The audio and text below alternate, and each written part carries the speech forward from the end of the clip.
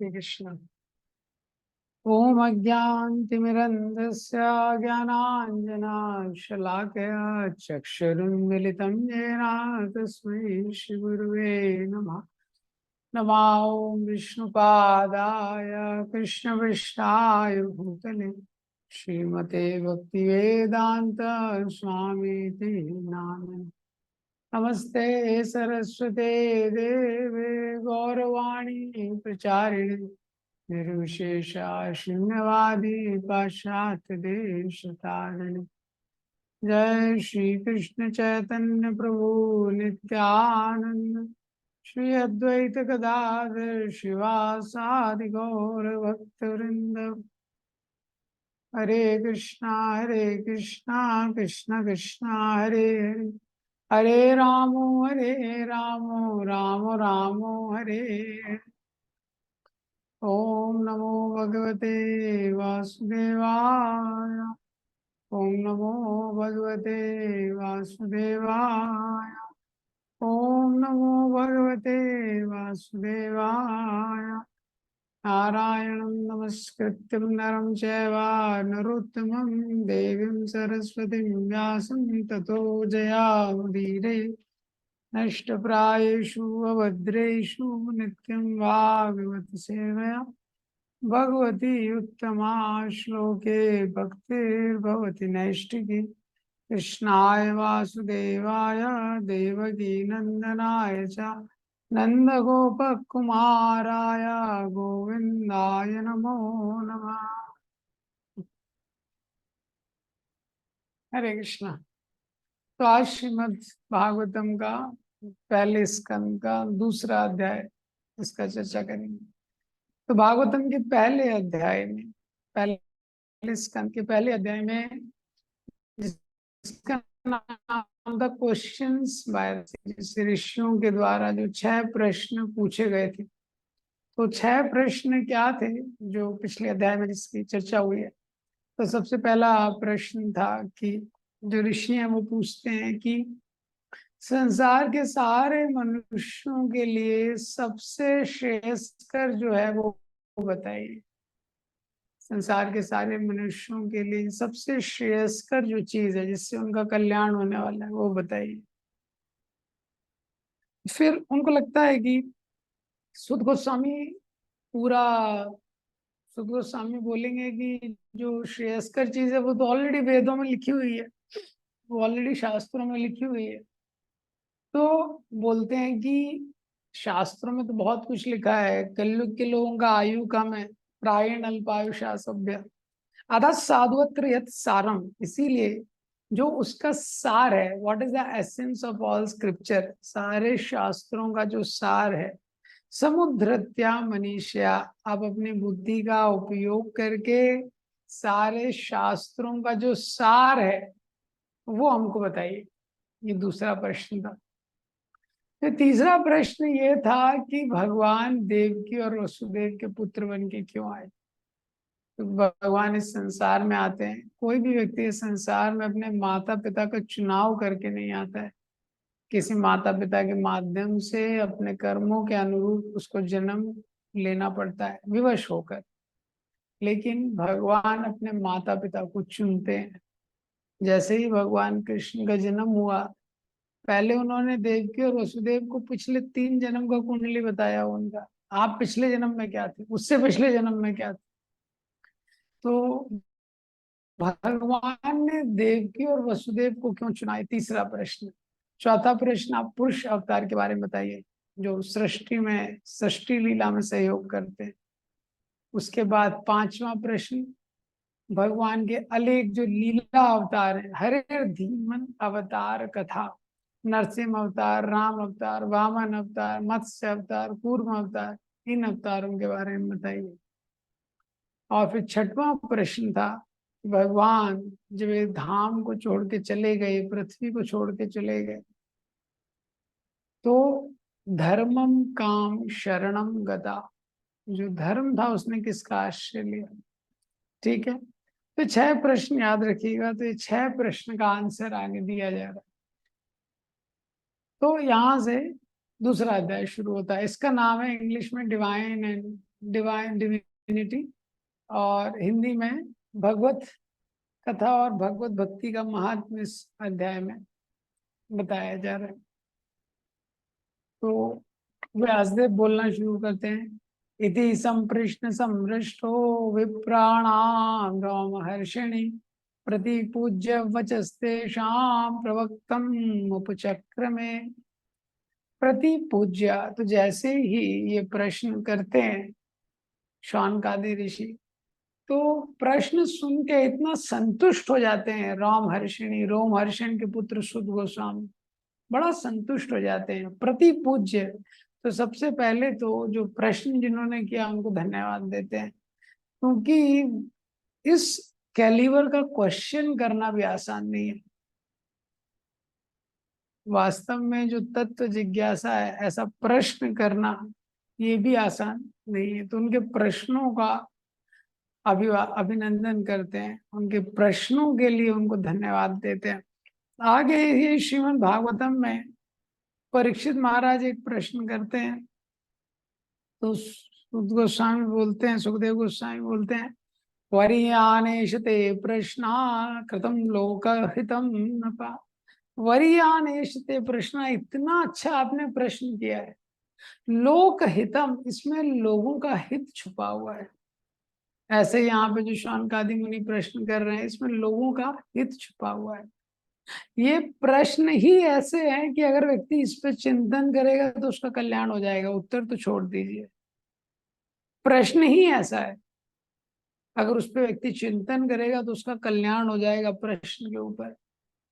परीक्षित महाराज ने प्रश्न किया, जो व्यक्ति है जिसकी मृत्यु होने वाली है, और वैसा व्यक्ति जो अपना जीवन जी रहा है, दोनों के लिए उसको किसका कीर्तन करना चाहिए, किसका स्मरण करना चाहिए, कौन सा कार्य करना चाहिए और क्या नहीं करना चाहिए, ये भागवतम के 19 चैप्टर में आता है।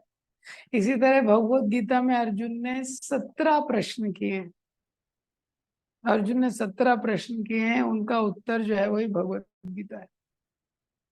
तो अगर इस तरह के लोग नहीं होते जो इस कैलिबर का प्रश्न कर पाते, तो हमको दिव्य ग्रंथ कैसे मिलते। तो उनके प्रश्नों को सराहना करते हैं सुद गोस्वामी। उसके बाद अब वो भी आंसर देने जा रहे हैं। तो इस चैप्टर का जो पहला सेक्शन है, इसमें 33 श्लोक हैं दूसरे अध्याय में।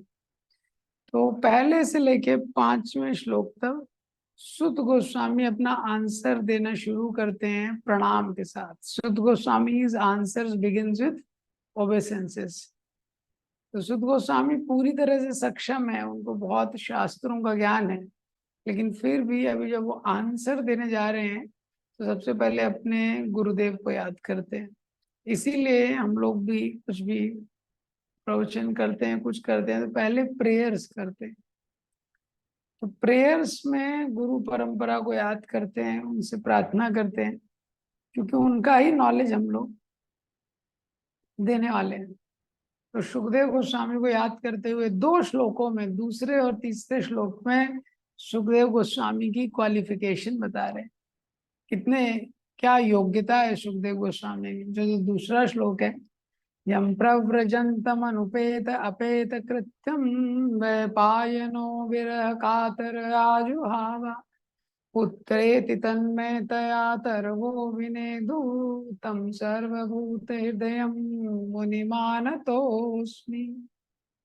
यम प्रव्रजंतम अनुपेत अपेत कृत, जैसे ही सुखदेव गोस्वामी माँ के गर्भ से निकले, जैसे ही निकले, अनुपेत अपेत कृत, अभी उनके जो यज्ञोपवीत आदि कुछ संस्कार भी नहीं हुआ था। हाँ, जैसे ही निकले माँ के गर्भ से तुरंत जंगल चले गए। तुरंत उन्होंने संन्यास लेने के उद्देश्य से जंगल की ओर जाने लगे। द्वैपायनो, और जो व्यासदेव थे विरह कातर, विरह में वो पीछे भागने लगे उनके। पुत्र पुत्र बोलने लगे, कहाँ जा रहे हो पुत्र। तरवो भी नेदु, तो ट्रीज ने इको किया। तो ये पहला क्वालिफिकेशन बताया जा रहा है। सुखदेव गोस्वामी इतने बड़े विरक्त चूड़ामणि थे, वो इस संसार के जो संस्कार आदि होते हैं, यज्ञोपवीत वगैरह, संस्कार शुद्ध करने के लिए होते हैं किसी व्यक्ति को। लेकिन सुखदेव गोस्वामी जन्म से ही पूरी तरह शुद्ध थे, उनको किसी संस्कार की भी आवश्यकता नहीं थी। सुख गोस्वामी बता रहे हैं, तम सर्वभूत हृदय, हम सबके हृदय में रहने वाले ऐसे जो सुखदेव गोस्वामी है उनको मैं नमस्कार करता हूँ। फिर तीसरे श्लोक में उनकी करुणा, तो दूसरे श्लोक में उनकी पवित्रता का वर्णन हो रहा है, तीसरे श्लोक में उनकी करुणा का। यस्वानुभावम अखिल श्रुतिसारम एकम। तो ये जो भागवतम वाला जो भी हम चैप्टर डिस्कस करते हैं, अगर आपके सामने भागवतम है तो आप उसको ज्यादा कनेक्ट कर पाएंगे, श्लोक नहीं तो समझने में वो होगा। अगर आपके सामने भागवतम रखा हुआ है और वो चैप्टर खुला हुआ है तो आप उसको देख सकते हैं, और श्लोक उसमें जो एक चैप्टर का ओवरव्यू देने में, हालांकि एक चैप्टर में काफी कुछ रहता है, तो उसमें कुछ इंपॉर्टेंट श्लोक का उच्चारण करके उनको एक्सप्लेन कर सकते हैं। तो दूसरा चैप्टर है, तीसरा श्लोक। यस्वानुभावम अखिल श्रुतिसारम एकम आध्यात्म दीपम अतितीर्षतां तमोन्धम संसारिणां करुणया पुराण गुह्यम तम व्यास सूनुमुपयामि गुरुं मुनीनाम। तो वो बोलते हैं कि सुखदेव गोस्वामी ने ये श्रीमद् भागवतम सुनाया है, अखिल श्रुति सारम एकम। अखिल श्रुति, जितनी श्रुति हैं, जितने वेद हैं, उन सब का सार है श्रीमद् भागवतम। यस्वानुभावम, और केवल उनके लिए थ्योरी नहीं था ये श्रीमद् भागवतम का ज्ञान, स्व अनुभवम, अपने व्यक्तिगत अनुभव का उन्होंने अनुभव किया था, भगवान का अनुभव करने वाले सुखदेव गोस्वामी थे। यह स्वानुभावम अखिल श्रुति सारम एकम। अब ये श्रीमद् भागवतम किसके लिए, तो इसकी चर्चा भागवतम में की गई है। तो जो पहले चैप्टर का दूसरा श्लोक है उसमें तो बोला है कि जो श्रीमद् भागवतम है केवल ऐसे लोगों के लिए जिनके हृदय में कोई द्वेष नहीं है। धर्म प्रोजित कैटपुत्र परमो निर्मत्सराणाम सताम। निर्मत्सराणाम, जिनके हृदय में कोई मत्सर नहीं है, कोई द्वेष नहीं, उनके लिए श्रीमद् भागवतम है। ऐसे जो परमहंस हैं, तो अभी हम लोग सुनेंगे ये तो हमको लगेगा फिर तो हमारे लिए तो है ही नहीं डेफिनेटली, यहाँ तो हृदय में इतना द्वेष है, इतने अनर्थ भरे हुए हैं। तो इस श्लोक में बोला है ये परम हंसों को भी आनंद प्रदान करने वाला है, और साथ में आध्यात्म दीपम, ये आध्यात्म दीप है, ट्रांसेंडेंटल टॉर्च लाइट है। जब आप टॉर्च लेते हैं तो अंधेरे में आपको दिखाई देता है। अगर पूरा अंधेरा है तो आप टॉर्च लेके चलेंगे। गांव में ज्यादातर लोग टॉर्च लेके चलते हैं, लाइट का भरोसा नहीं रहता है। तो इसी तरह ये कलयुग का जो अंधकार है, तमो अंधम, भव सागर के अंधकार को दूर करने वाला ये टॉर्च लाइट है। संसारी नाम, और जो संसारी लोग हैं उन पे करुणाय पुराण हुई, उन पे करुणा करके सुखदेव गोस्वामी ने इस शास्त्र को लिखा है। तो श्रीमद् भागवतम जो निर्मत्सर हैं, जिनके हृदय में कोई द्वेष नहीं है, ऐसे परमहंस वैष्णवों को भी आनंद देने वाला है। और जो संसार में संसारी लोग हैं, जो इस भव संसार से निकलना चाहते हैं, ऐसे लोगों के लिए ट्रांसेंडेंटल टॉर्च लाइट है, एक अद्वितीय दीपक है, आध्यात्मिक दीपक है। किसने लिखा है इसको? तम व्यास सूनुम, व्यासदेव के जो पुत्र हैं उन्होंने लिखा है। गुरु मुनि नाम, बड़े बड़े मुनियों के भी वो गुरु हैं। तो ये दो श्लोकों में सुखदेव गोस्वामी का महानता बताया कि ऐसे सुखदेव गोस्वामी स्वयं भगवान का अनुभव अपने जीवन में प्राप्त करने के बाद सारे शास्त्रों का सार हमको देने के लिए आए हैं। करुणा के कारण इस तरह का ग्रंथ उन्होंने, इस तरह का भागवतम उन्होंने हमको सुनाया। फिर चौथे श्लोक में प्रणाम करते हैं। नारायणं नमस्कृत्यं नरं चैव नरोत्तमं देवीं सरस्वतीं व्यासं ततो जयामुदीरये।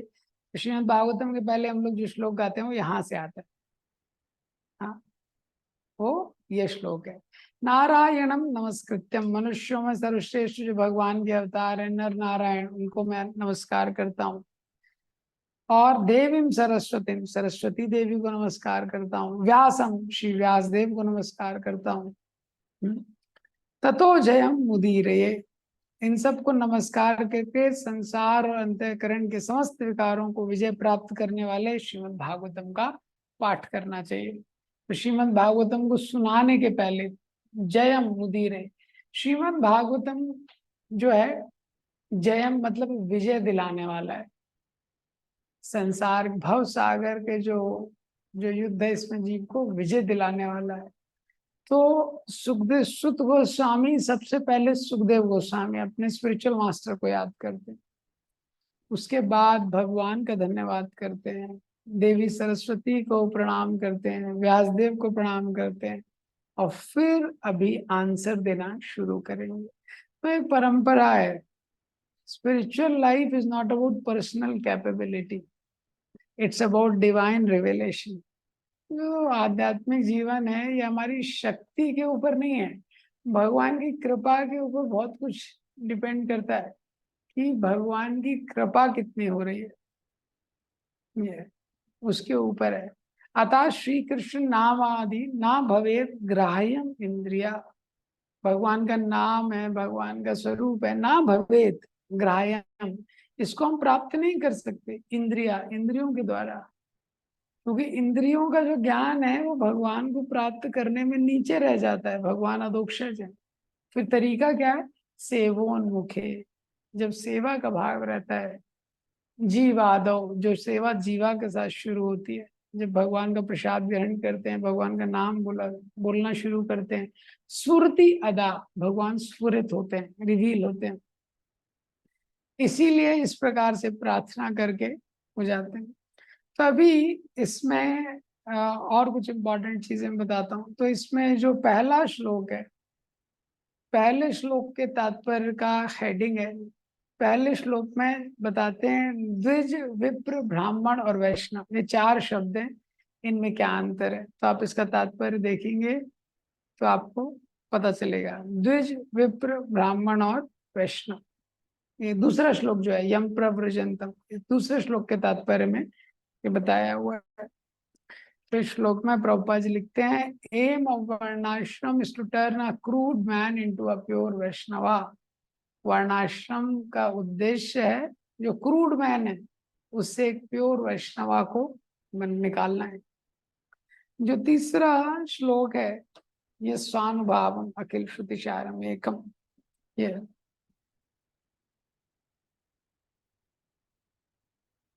जो चौथा श्लोक है नारायणम नमस्कृत्यम नरं चैव नरोत्तमम, इसका इसका जो तात्पर्य है, इसका हेडिंग है authenticity and utility of Puranas.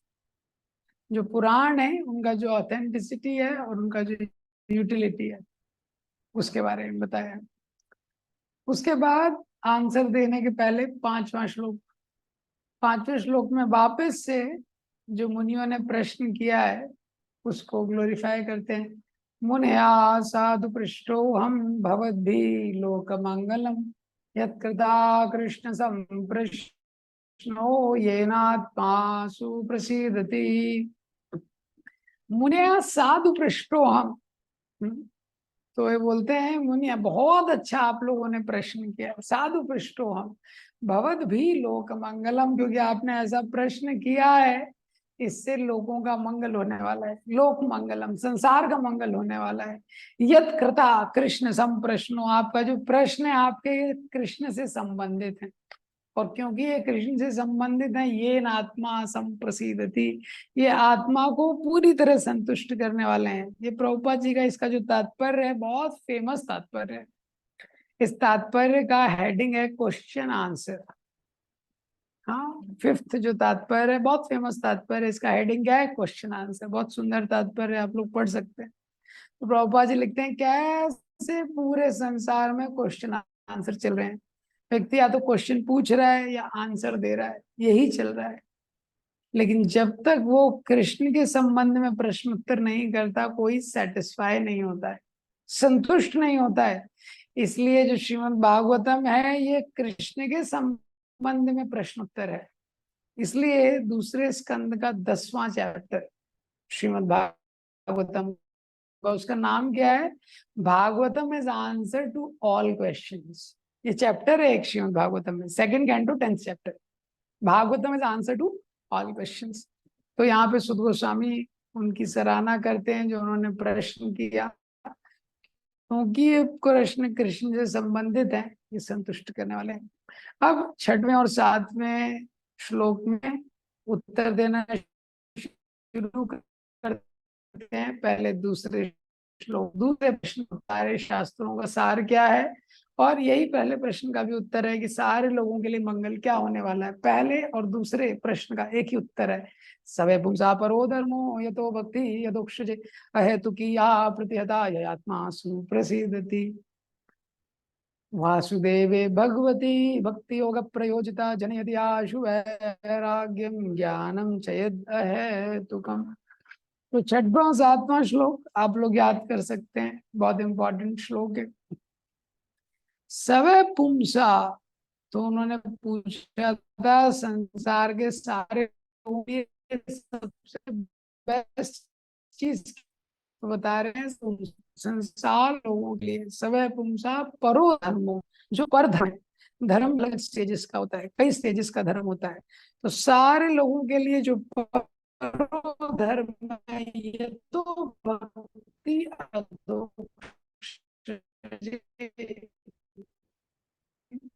ये तो भक्ति अधोक्षज, जो भगवान अधोक्षज की भक्ति है वो सबसे बेस्ट है। इस संसार के सारे लोगों के लिए करने योग्य क्या है, सबसे उत्तम कार्य जो उनको करना चाहिए वो भगवान अधोक्षज की भक्ति है। वो भक्ति कैसी होनी चाहिए, अहेतुकी।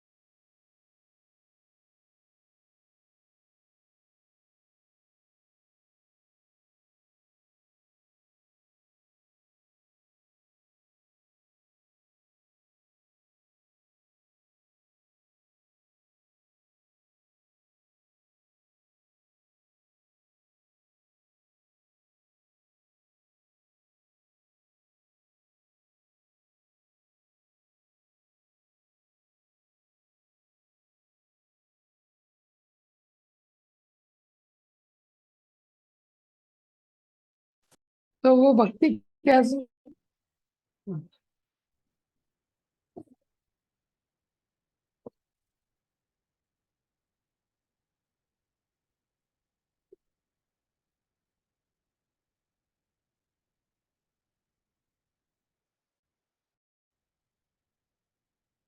तो भक्ति ऐसी होनी चाहिए कि उसमें अहल अप्रतिहता, उसमें कोई हेतु नहीं होना चाहिए, भौतिक हेतु, और वो किसी भी परिस्थिति में बाधित नहीं होनी चाहिए, अप्रतिहता।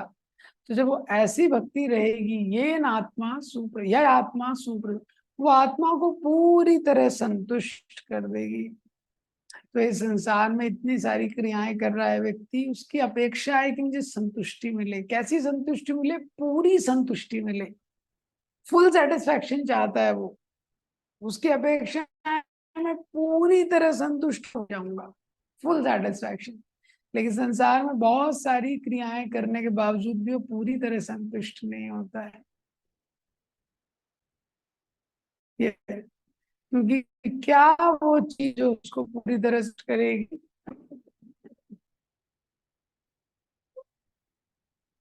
वो है अहेतु की अप्रतिहता भक्ति, जो उसको पूरी तरह संतुष्ट करेगी। तो हमारा जो स्पिरिचुअल लाइफ है, हम जब भक्ति करते हैं तो कितने प्रोपोर्शन में हमको सेटिस्फैक्शन मिलेगा, ये डिपेंड करता है दो चीजों में। It depends on the consistency of our attempt and the purity of our intention. Consistency of our attempt and the purity of our intention. मतलब जितना हमारे हृदय का शुद्ध भाव रहेगा, जितना हम केवल भगवान को प्रसन्न करने के लिए कोई भी क्रिया कर रहे हैं, उतना संतुष्ट करेगा। और जितना जितना उसमें कोई इंटरप्शन नहीं होगा, जितना वो बाधित नहीं होगी अप्रतिहता, उतना हम उसमें संतुष्टि का अनुभव करेंगे। तो ये दो चीजें हैं। तो जब हम भक्ति करते हैं लेकिन भौतिक हेतु रहता है, हमारी भौतिक अपेक्षाएं हैं कि ऐसा हो जाए वैसा हो जाए, चीजें ठीक हो जाएं, अपने लिए जब अपेक्षाएं हैं तो भक्ति का रस चला जाता है। ये है। जैसे स्वीट राइस में सैंड मिक्स हो जाता है, इसी तरह जब हम कोई समस्या आती है, कुछ आती है, तो माला कम हो जाता है, पढ़ना कम हो जाता है, बाधित हो जाती है हमारी भक्ति, कभी कभी रुक जाती है। ये तो ये दोनों चीजों के कारण हम पूरा आस्वादन नहीं कर पाते। तो कोई भी भक्ति की क्रिया है, जितना अनमोटिवेटेड होगी और अनइंटरप्टेड होगी, उतना स्वीट होगा वो। आप भी अनुभव कर सकते हैं, जैसे हम जप करते हैं, तो जप कर रहे हैं, जबकि जप खत्म करना है, तो जप करना बड़ा मुश्किल हो जाता है। वही माला करने में समय भी ज्यादा लगता है, एनर्जी भी ज्यादा लगता है। लेकिन कभी मन में इस प्रकार का विचार है कि भगवान की प्रसन्नता के लिए मुझे जप करना है, तो जप करना रिलिशेबल भी हो जाता है और वो इजी हो जाता है, जब भी जल्दी होता है। तो खैर, इसका बहुत डिटेल डिस्क्रिप्शन है, ये श्लोक का बहुत महत्वपूर्ण श्लोक है, प्योर डिवोशनल सर्विस का ये श्लोक है। इस तात्पर्य में प्रभुपाद जी निवृत्ति मार्ग और प्रवृत्ति मार्ग के बारे में बताते हैं। ये है निवृत्ति मार्ग, रिनंसिएशन, और प्रवृत्ति मार्ग डिवोशनल सर्विस का। और उसके बाद जो नेक्स्ट श्लोक है, वासुदेवे भगवती भक्ति योग प्रयोजिता। जब हम भगवान की भक्ति में जैसे ही लगते हैं, वासुदेवे भगवती भक्ति योग प्रयोजिता, तो भक्ति का स्वभाव है जनयति आशु वैराग्य, तुरंत ज्ञान और वैराग्य दो चीजें आ जाती। वैराग्य मतलब संसार के भोगों के प्रति विरक्ति, और वैराग्य का मतलब है विगत राग और विशेष राग। विगत राग मतलब संसार के भोगों के प्रति विरक्ति, और विशेष राग भगवान के प्रति आकर्षण, उसको वैराग्य बोलते हैं। और ज्ञान, ज्ञान मतलब मेरा स्वरूप क्या है, मैं भगवान का सेवक हूँ, ये तुरंत साथ में आ जाता है। तो 7वें श्लोक के तात्पर्य में प्रभुपाद जी ने बताया है कि ये जो भक्ति का मार्ग है, ये इजी और सबलाइम है। हाँ, ये इजी है, कोई भी भक्ति स्टार्ट कर सकता है। और जो भगवान, the devotees one who is serious about getting in contact with the Lord, लेकिन जो भगवान के धाम जाना चाहते हैं, उनके लिए मार्ग क्या है, सबलाइन में। इसके बाद 8 से 11, ये जो श्लोक संख्या 8 से 11 है दूसरे अध्याय में, इसमें बताया जा रहा है कि जो भी वर्णाश्रम धर्म है, वर्णाश्रम में जो भी ड्यूटीज दी गई हैं, उनका भी एक ही उद्देश्य है। ये सृष्टि में देखिए 4 वर्ण हैं, 4 आश्रम हैं, इतने तरह के व्यवसायों में व्यक्ति लगता है, इतने तरह की उसकी मनोवृत्तियां हैं, लेकिन उद्देश्य एक है। उद्देश्य अलग अलग नहीं है, उद्देश्य एक है। ये तो ये बताया गया है। तो 8वें श्लोक में क्या लिखा है, धर्म सुनिष्ठिता पुंसा विश्वक्सेन कथा सुया न उत्पादेत यदि रतिम श्रम एव ही केवलम। धर्म सुनिष्ठिता, बहुत अच्छे से धर्म का अनुष्ठान किया, और बहुत सारी सत्यनारायण की कथा की, और जो भी अपना धर्म है, ब्राह्मण का, क्षत्रिय का, वैश्य का, अच्छे से उसका अनुष्ठान किया, लेकिन ना उत्पादित यदि रतिम, भगवान की कथा में अगर रुचि नहीं उत्पन्न हुई, श्रम एव ही केवलम, केवल परिश्रम हुआ और कुछ भी नहीं हुआ। तो श्रीमद् भागवतम हमको बता रहा है, ये जो वर्णाश्रम धर्म है, जितने अलग अलग तरह के धर्म दिए गए हैं, ब्राह्मण के लिए, क्षत्रिय के लिए, वैश्य के लिए, शूद्र के लिए, ब्रह्मचारी के लिए, गृहस्थ, वानप्रस्थ, संन्यास के लिए, उद्देश्य क्या है? तो बताया गया है कि अगर कोई धर्म का पालन कर रहा है, उससे वैराग्य उत्पन्न नहीं हो रहा है, तो धर्म व्यर्थ है। अगर कोई वैराग जिसको हो गया, लेकिन भगवान के प्रति आकर्षण उत्पन्न नहीं हो रहा है, तो वैराग्य व्यर्थ है। तो अंतिम स्टेज क्या है, भगवान के प्रति अट्रैक्शन होना चाहिए। भगवान के प्रति अट्रैक्शन होना चाहिए। ना उत्पादित यदि रतिम, भगवान की कथा के लिए आकर्षण होना चाहिए। तो ये जो श्लोक आप पढ़ेंगे, 9वां श्लोक, 10वां श्लोक, 11वां श्लोक, इसमें बताया गया है। तो जो धर्म अर्थ काम मोक्ष है, इसका उद्देश्य क्या ये बताया गया है। हाँ, इसका उद्देश्य ये नहीं है कि व्यक्ति इस संसार में इंद्रिय तृप्ति करके सुख से रहे। उद्देश्य ये है कि जो जीवन का मेन तत्व है उसको जानने का उसको प्रयास करना चाहिए। तो 10वें श्लोक में बताया है, जीवस्य तत्व जिज्ञासा ना अर्थो यश्चय कर्मी। इस संसार में धर्म का उद्देश्य अर्थ को प्राप्त करना नहीं है, और जो अर्थ का उद्देश्य है वो काम को प्राप्त करना नहीं है। हाँ, उद्देश्य केवल यही है, जीवस्य तत्व जिज्ञासा, कि व्यक्ति अपने जीवन के निर्वाह के लिए धर्म करते हुए रिलीजियसली वो अर्थ कमाना चाहता है, चीटिंग करके नहीं। धर्म के द्वारा अर्थ को कमाना चाहता है, चीटिंग करके नहीं। और जो उस अर्थ से वो इतना ही इंद्रिय तृप्ति करता है कि वो उसका जीवन का निर्वाह हो जाए। इंद्रिय तृप्ति उसके जीवन का उद्देश्य नहीं। जीवस्य तत्व जिज्ञासा, उसको क्या है, तत्व की जिज्ञासा करनी चाहिए। तत्व क्या है, वदन्ति तत्त्वविदं तत्त्वं यज्ञानम अद्वयम ब्रह्मेति परमात्मेति भगवान इति शक्यते। तो बहुत फेमस श्लोक है, प्रभुपाद जी इसको कई जगह कोट करते थे। वो एक ही तत्व है जिसको ब्रह्मन, परमात्मा और भगवान के रूप में लोग जानते हैं। तो प्रभुपाद जी कई बार उदाहरण देते थे सूर्य का, जैसे जो सनशाइन है।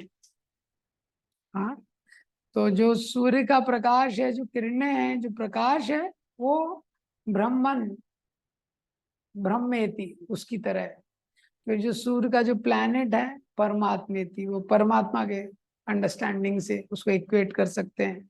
और जो सूर्य के जो अधिष्ठाता देव हैं, सूर्य नारायण, वो भगवान से इक्वेट कर सकते हैं। तो उसी तरह जो तत्व है, इसको जानना चाहिए। इस तत्व को जानने के लिए व्यक्ति को ये मनुष्य जन्म मिला है। अतः पुंबिर द्विजा श्रेष्ठा वर्ण आश्रम विभागशा। इसीलिए अतः पुंबिर, लोगों को अलग अलग वर्ण और आश्रम के विभाग में बांटा गया है। क्यों, स्वनिष्ठितस्य धर्मस्य समसिद्धि हरितोषणम, ताकि अपने अपने धर्म का पालन करते हुए अंत में समसिद्धि हरितोषणम, भगवान को संतुष्ट करे। कोई भी क्रिया जीव कर रहा है, अगर भगवान उससे संतुष्ट नहीं है तो वो केवल व्यर्थ हो, श्रम एव ही केवलम। कोई व्यक्ति ब्रह्मचारी है, लेकिन अगर भगवान संतुष्ट नहीं है तो उसका ब्रह्मचर्य व्यर्थ है। कोई जो गृहस्थ है, लेकिन इस तरह से जीवन व्यतीत नहीं कर रहा है कि भगवान संतुष्ट है, तो गृहस्थ है, उसका गृहस्थ जीवन व्यर्थ है। और कोई सन्यासी है, कोई कुछ भी है, सिद्धांत है सृष्टि का केंद्र भगवान है। उनको प्रसन्न करने के लिए, उनकी संतुष्टि में ही जीव की संतुष्टि। तो हमको प्रयास करना चाहिए कि कितना हम भगवान को संतुष्ट कर सकते हैं। ये तो ये सारे सिद्धांत बताने के बाद 14वें श्लोक में बताते हैं, तस्मादेकेन मनसा भगवान सात्वताम पति। तो अब ये जो 12 से लेके 22 तक श्लोक हैं, इसमें बताया गया है कि किस प्रकार से श्रीमद् भागवतम का श्रवण करके हम हाईएस्ट रिजल्ट जीवन में प्राप्त कर सकते हैं। तस्मात, तस्मात मीन्स देयरफॉर। ये सब बताने के बाद भगवान सुध गोस्वामी बोलते हैं, देयरफॉर एकेन मनसा, वन पॉइंटेड अटेंशन, एक मन के साथ, भगवान सात्वताम पति। भगवान सात्वत मतलब भक्तों को बोलते हैं, तो भक्तों के जो पति हैं, उनकी जो रक्षा करने वाले हैं, ऐसे भगवान पे मन को लगाना चाहिए। तस्मात एकेन मनसा भगवान सात्वताम पति। क्या करना चाहिए, श्रोतव्या, श्रवण करना चाहिए, कीर्तितव्य, गुणगान करना चाहिए, ध्येय, ध्यान करना चाहिए, पूजस्या, पूजा करनी चाहिए। कब करना चाहिए, दिन में एक बार करना चाहिए, महीने में एक बार करना चाहिए, नित्यदा। तो 14th नंबर का ये जो श्लोक है, कि हमको भगवान के बारे में श्रवण करना चाहिए, कीर्तन करना चाहिए, ध्यान करना चाहिए, पूजा करना चाहिए, नित्यदा 24 घंटे करना चाहिए। अभी 24 घंटे नहीं हो सकता, एटलीस्ट दिन में एक बार करना चाहिए, एवरी डे दिन में करने का प्रयास करना चाहिए। तो अभी भगवान का श्रवण करेंगे तो उससे क्या होने वाला है? शुश्रूषोषदानस्या वासुदेव कथा रुचि सयन महत् सेवया विप्रा पुण्य तीर्थ निषेवना। तो जब हम साधुओं की सेवा करते हैं, महान पुरुषों की सेवा करते हैं, वासुदेव कथा रुचि, भगवान की कथा में हमारी रुचि उत्पन्न हो जाती है।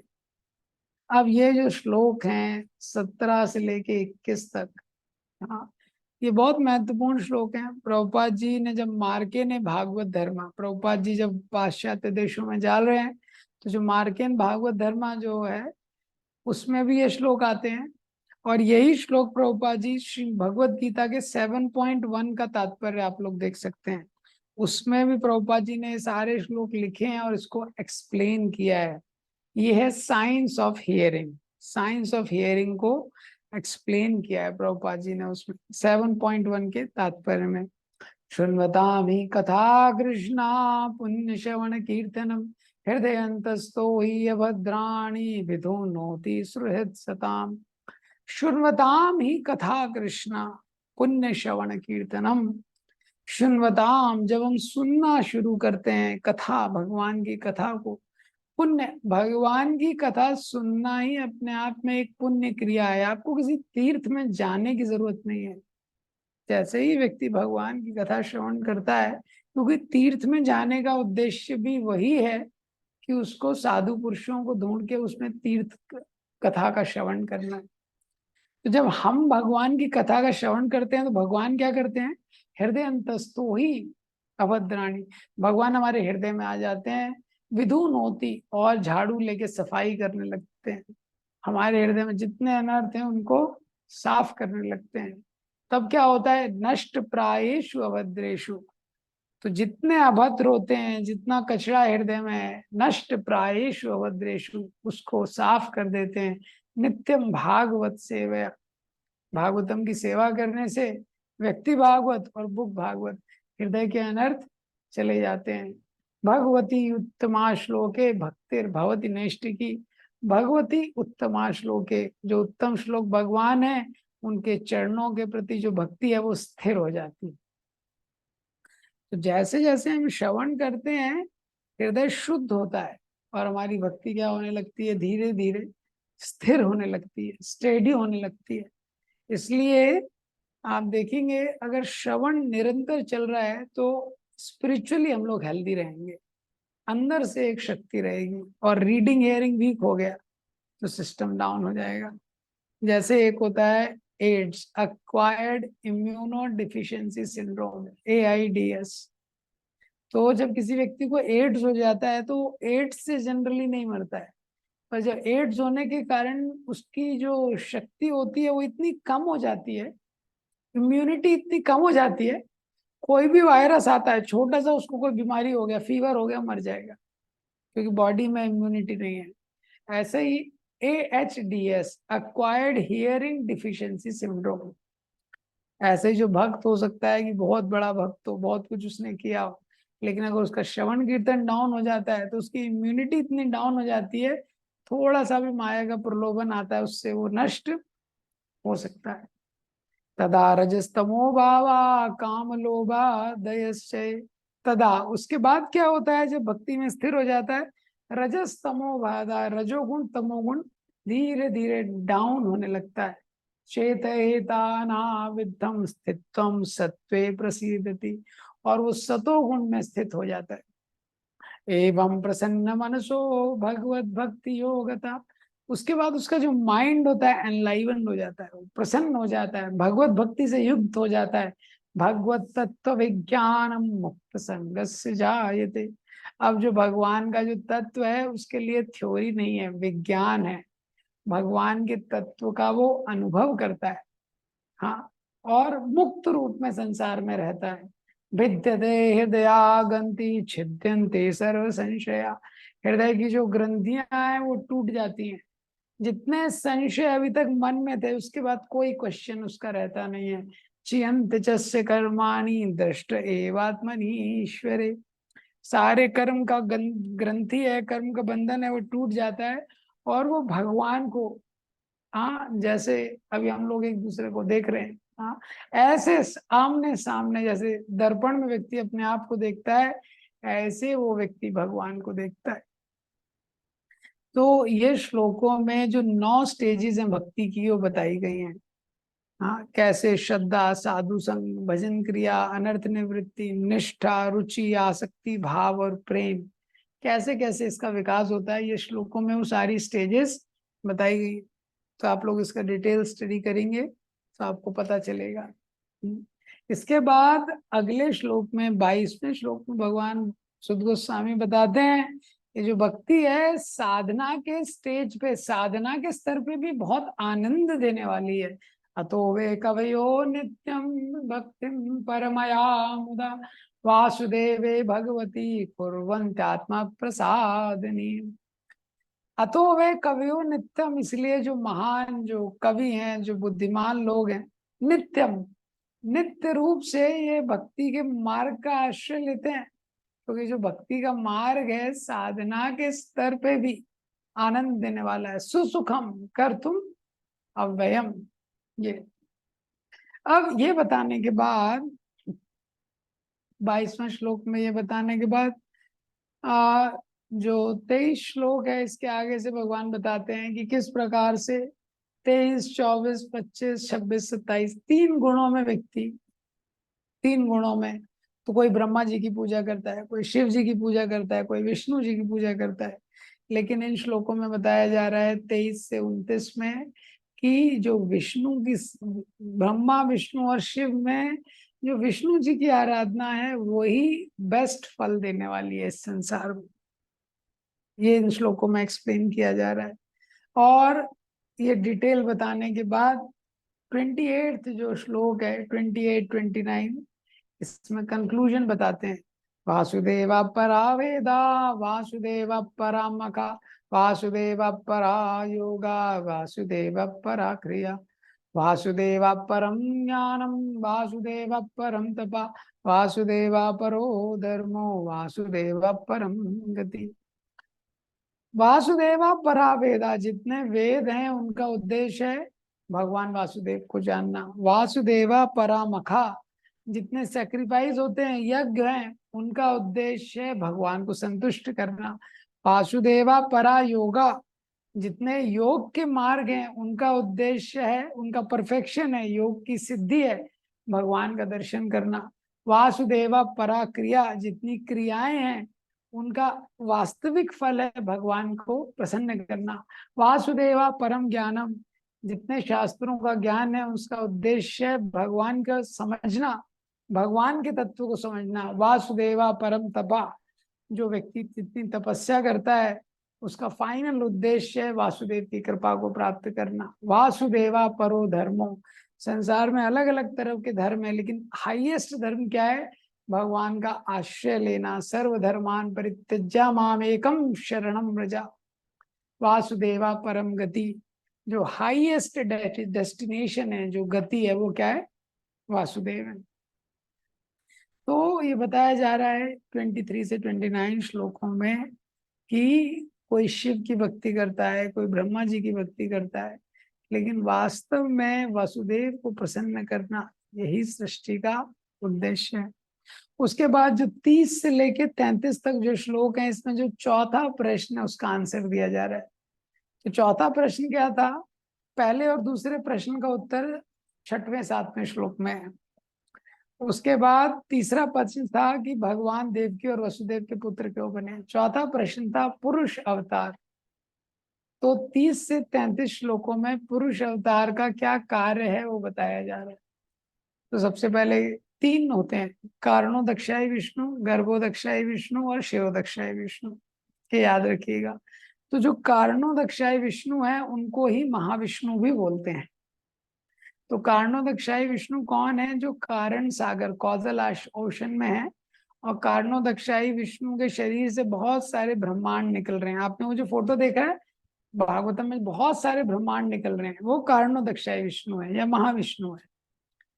फिर अब हर ब्रह्मांड में गर्भोदक्षाई विष्णु प्रवेश करते हैं।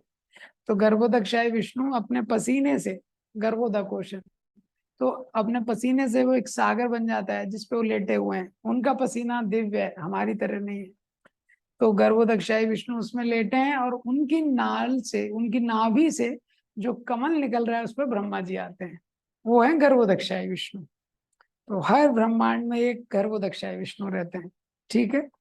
और वो ब्रह्मांड में जितनी जीवात्माएं हैं उन सबके हृदय में विस्तार करते हैं विष्णु जी अपना शिरोदक्षाई विष्णु के रूप में, जो परमात्मा के रूप में सबके हृदय में है, तो वो है शिरोदक्षाई विष्णु। तो ये तीन क्या है, पुरुष अवतार। तो कारणोदक्षाई विष्णु है जिनके शरीर से बहुत सारे ब्रह्मांड निकल रहे हैं, कारणोदक्षाई विष्णु या महाविष्णु एक ही है। और एक एक ब्रह्मांड में गर्भोदक्षाई विष्णु है। तो गर्भोदक्षाई विष्णु की नाभि से ब्रह्मा जी निकल रहे हैं, और फिर वो हर जीवात्मा के अंदर जो है वो है शिरोदक्षाई विष्णु, ये जो परमात्मा के रूप में हम सब में रहते हैं। तो ये जो तीन पुरुष अवतार हैं जिनके माध्यम से भगवान सृष्टि की लीला को करते हैं। तो इस प्रकार से ये श्रीमद् भागवतम का जो दूसरा अध्याय है इसका शॉर्ट में हमने चर्चा किया।